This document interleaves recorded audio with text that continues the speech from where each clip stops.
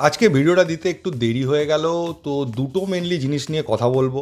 তো একটা বিষয় নিয়ে আমি ভেবেছিলাম বলবো না, কিন্তু বলতে বাধ্য হলাম, সেটা নিয়ে আলোচনা করব। সেটা হচ্ছে যে আপুইয়াকে নিয়ে প্রচুর কন্ট্রোভার্সি তৈরি হচ্ছে যে আপুইয়া নাকি মোহনবাগানে আসার ফলে সারা ভারতীয় ফুটবলের ভারসাম্য নষ্ট হয়ে যাচ্ছে, আর সব কিছু নষ্ট হয়ে যাচ্ছে। সঞ্জীব গোয়েঙ্কা এবং মোহনবাগান মিলে নাকি সব শেষ করে দিচ্ছে। তো এটার উত্তর তো দেওয়ার দরকার আছে একজন মোহনবাগান সমর্থক হিসেবে, তার উত্তর তো দেবো। আর কলকাতা লিগের সূচি নিয়ে আলোচনা করব এই ভিডিওতে। প্রথমে যদি চলে আসি কলকাতা লিগের কথায়, তাহলে যেটা বলেছিলাম সিএফএল দেখানো হবে 24 ঘন্টায়। আর নেক্সট যে ব্যাপারটা হচ্ছে যে মোহনবাগানের খেলাগুলো শুরু হচ্ছে 2রা জুলাই থেকে। তো 5টা খেলারই সূচি বেরিয়েছে, তো এই 5টা খেলার সূচি নিয়েই আলোচনা করে নেব। প্রথম খেলা 2রা জুলাই ভবানীপুরের এগেনস্টে, এবং খেলাটা হবে ব্যারাকপুর স্টেডিয়ামে। পরবর্তী খেলা 6 জুলাই ওই একই স্টেডিয়ামে হবে, ব্যারাকপুর স্টেডিয়ামে, এবং অপোনেন্ট হচ্ছে Asus rainbow FC. 13 July derby, তবে ডার্বির এক্স্যাক্টলি স্টেডিয়ামটা এখনও জানা যায়নি। যুব ভারতীতে হওয়ার সম্ভাবনা রয়েছে, তবে এটা এখনও জানায়নি, জানালে আপনাদেরকে জানিয়ে দেবো। পরবর্তী খেলা 18 জুলাই, এই খেলাটা হবে নৈহাটি স্টেডিয়ামে, এবং অপোনেন্ট হচ্ছে পিয়ারলেস এসসি। এবং পরবর্তী খেলা 23 জুলাই পুলিশ এসির বিরুদ্ধে, এবং খেলাটা হবে কল্যাণী স্টেডিয়ামে। তো এই 5টা ম্যাচেরই সূচি প্রকাশিত হয়েছে আপাতত। ডার্বি ছাড়া প্রত্যেকটা খেলারই টাইমিং কিন্তু দুপুর 3টে থেকে, এবং আমি আমার সেকেন্ড চ্যানেলে কিন্তু ওয়াচ অ্যালং করব, মানে আমি লাইভে থাকবো। আর খেলাটা ওখানে তো দেখানো সম্ভব নয়, খেলাটা তো আপনারা দেখতেই পাবেন 24 ঘন্টায়। তাও যারা খেলা দেখার সাথে সাথে টিভিতে খেলা দেখার সাথে সাথে আমার সাথে খেলা দেখতে চান, তারা মোবাইলটা অন করে রাখবেন, তাহলে লাইভে আপনাদের সঙ্গে কথা হতে থাকবে, এবং আপনারা কিছু প্রশ্ন করলে তার উত্তরও দিতে থাকবো। নেক্সট চলে আসি আমাদের মেন টপিকে। মেন টপিকটা হচ্ছে আপুইয়াকে নিয়ে। আপুইয়া মোহনবাগানে আসাতে সারা ভারতীয় ফুটবলের বিশাল ক্ষতি হয়ে গেছে, এবং সমস্ত টিমের অবস্থা খুব খারাপ হয়ে গেছে। সঞ্জীব গোয়েঙ্কা এবং মোহনবাগান মিলে সমস্ত ফুটবলের মানে ভারতীয় ফুটবলের সব কিছু ঘেঁটে দিচ্ছে, সমস্ত ভালো ভালো প্লেয়ারকে নিয়ে নিচ্ছে, ইত্যাদি ইত্যাদি অনেক রকমের অ্যালিগেশন আসছে। প্রথমে বলি একটা কথা, সমস্ত ইস্টবেঙ্গল সমর্থকদের আমি বলবো না, কিছু ইস্টবেঙ্গল সমর্থকদের আমি বলছি। তারা কিন্তু যেটা করছে সেটা হচ্ছে যে ওই আঙুর ফল টক। তারা আপুইয়ার পেছনে ইস্টবেঙ্গলও ছিল, এবং তারা ভেবেছিল যে ইস্টবেঙ্গলেই আসবে আপুইয়া, সব কিছু কনফার্ম হয়ে গেছে, সই হয়ে গেছে। আসতে পারেনি বলে তাদের খুব রাগ হয়েছে। এখন ঘটনাটা হচ্ছে, তাদের রাগটাকে আমি বলছি না যে অযৌক্তিক, তাদের রাগ হতেই পারে তাদের সমর্থক হিসেবে।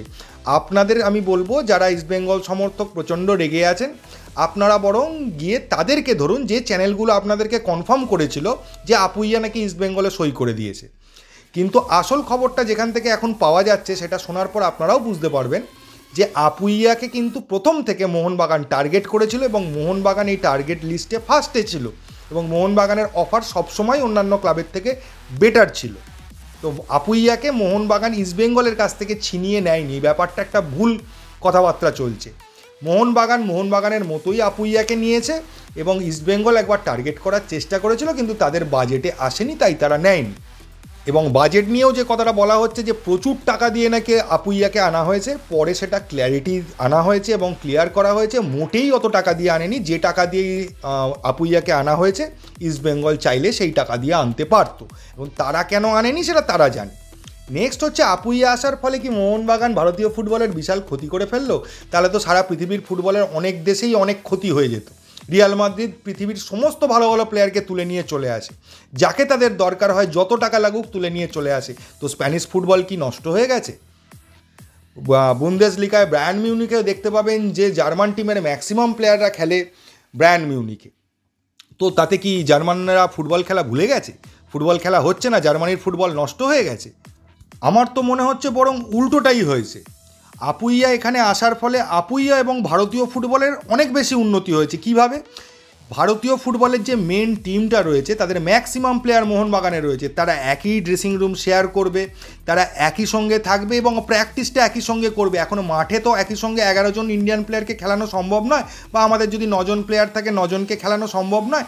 সেক্ষেত্রে বিদেশিরা খেলবে, সবাই একসঙ্গে চান্স পাবে না, এটা ঠিক। যে কিছু প্লেয়ারকে, হয়তো ভালো প্লেয়ারকে বেঞ্চে বসতে হবে, পুরো ম্যাচ নয়। হয়তো কিছু ম্যাচ অথবা ম্যাচের কিছুটা সময়, কিন্তু তারা যখন প্র্যাকটিস করবে, তারা যখন ড্রেসিং রুম শেয়ার করবে, তাদের মধ্যে বন্ডিংটা অনেক বেটার হবে।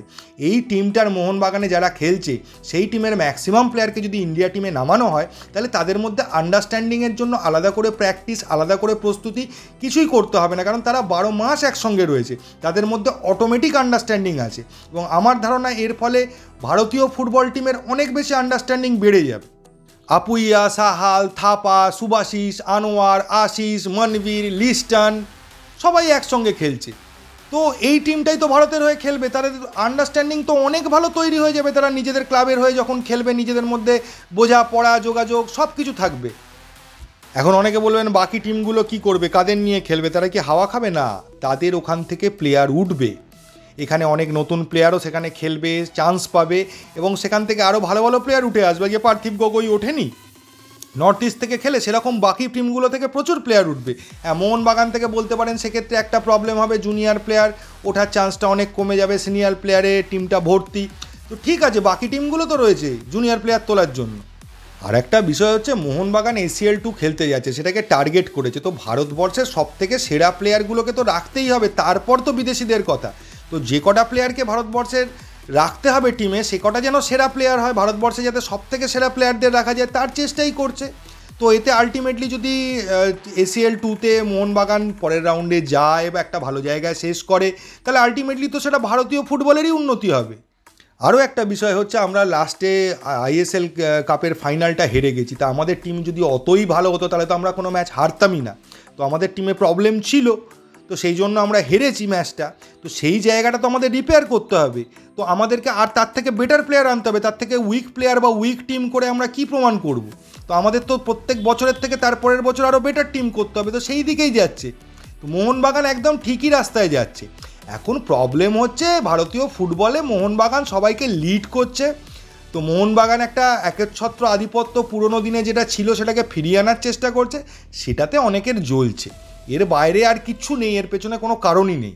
আর এটাও বলতে পারি, এই সমস্ত প্রশ্ন একবারও উঠতো না। মোহনবাগান যাকেই নিক, আপুইয়া ছাংতে একসঙ্গে নিলেও কেউ কোনো কথা বলতো না। বলা হচ্ছে এই কারণে যে ইস্টবেঙ্গলে আপুইয়া আসবে, এটা কনফার্ম করে দিয়েছিল। সেটাগুলো কিন্তু ইস্টবেঙ্গলেরই বলতে পারেন ইউটিউব চ্যানেল বা ইস্টবেঙ্গল সাপোর্টারদেরই ইউটিউব চ্যানেল, যারা তাদেরকে এই খবরগুলো দিয়েছিল। তো আপনাদের যদি এতই রাগ হয়, তাদেরকে গিয়ে ধরুন। তো এখানে মোহনবাগানের সঙ্গে কোনো সম্পর্কই নেই, আপনাদের রাগের সাথে মোহনবাগানের কোনো সম্পর্ক নেই। মোহনবাগান তার নর্মাল টিম যেভাবে করার প্রতি বছর করে, সে বছরই এবার করছে। আগের বার সাহাল থাপাকে এনেছিল, এবার এখনও পর্যন্ত আপুইয়াকে এনেছে, এরপরে আর কাকে আনবে সেটা সময় যত যাবে তত ক্লিয়ার হবে। তো এই ভিডিওটা করতে বাধ্য হলাম, এই টপিকটা নিয়ে আলোচনা করব নাই ভেবেছিলাম, কিন্তু এত চারদিকে অপমানজনক কথাবার্তা বলা হচ্ছে এবং ভুলভাল জিনিস নিয়ে বিতর্ক তৈরি করা হচ্ছে, তাই জন্য বাধ্য হলাম আমি এটা বলার জন্য, এই ভিডিওটা করার জন্য। তো এই ভিডিওতে এইটুকুই। যদি ভিডিওটা ভালো লাগে প্লিজ চ্যানেলটাকে সাবস্ক্রাইব করবেন। থ্যাংক ইউ, ধন্যবাদ, এবং জয় মোহনবাগান।